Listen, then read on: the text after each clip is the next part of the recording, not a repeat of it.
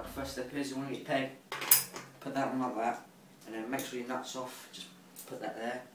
Now you're going to get your extension bar, put that on, and get a 5/8 deep socket so it goes in quite far, and put that on the end, and get your nut, get it on there, and then you're going to want to get it on so it starts tightening, like so.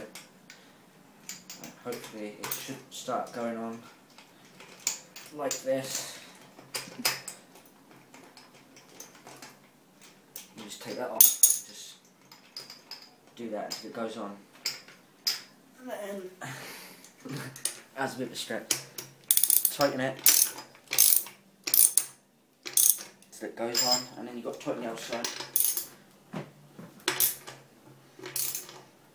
And that's your front one done. Right, the next step is you're going to want to get your next socket, which is a 3/4, and then you get your, put that in there, put your peg on, and put that in and start tightening.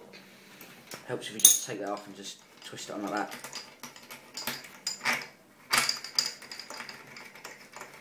Till it goes tight, and that's that.